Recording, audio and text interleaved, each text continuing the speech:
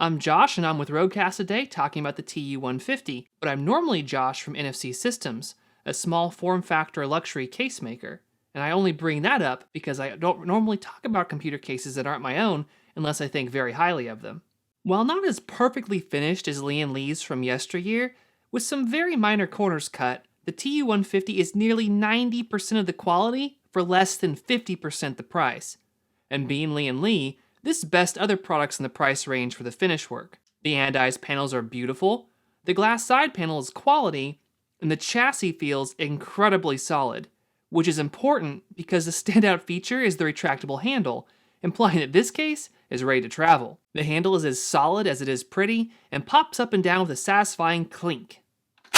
It's anchored with a steel plate that runs across the top of the chassis, which means you won't be venting air through the top. That's okay, because the TU150 has superb wind tunnel design from back to front that places tower coolers in the pathway of cool air created by parallel fan cutouts in the front and back.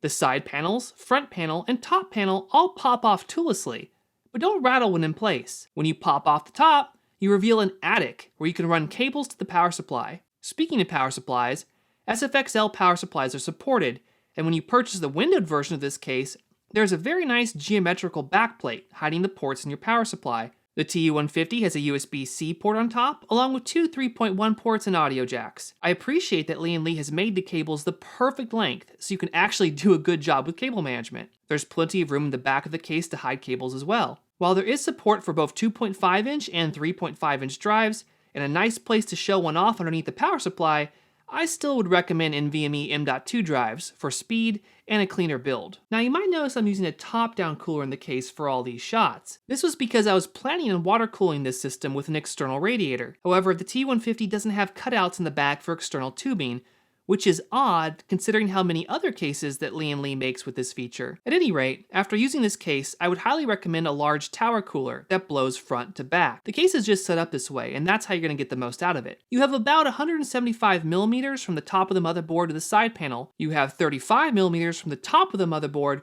to the top part of the chassis, so plan accordingly when buying massive oversized coolers. Last but not least is GPU support, and one of the reasons that you'd be purchasing the Lian Li TU150 instead of something much smaller. I was able to fit the Sapphire 6800 XT Nitro, just barely, but not the 3090 Founders Edition. There is enough space to fit the 3090 Founders Edition, but not actually to get it into the chassis because of the outer flanges. So modders, there's hope. But keep in mind that big GPUs need to be able to vent, and the 6800 XT got pretty hot in the windowed variant of this chassis, so maybe consider leaving the side panel off or going for the vented solid side panel variant of this case. The Lian Li TU150 combines solid features, quality manufacturing, fantastic airflow, and a price that really just can't be beat for the quality that you're getting. All these reasons help explain why this is one of the most popular small form factor computer cases on the market and why it's so often sold out.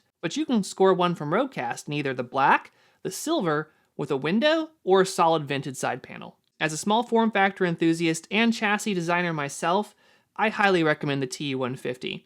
And that's really all I have to say about that. So thanks for watching, and check out Roguecast for more videos on quality products.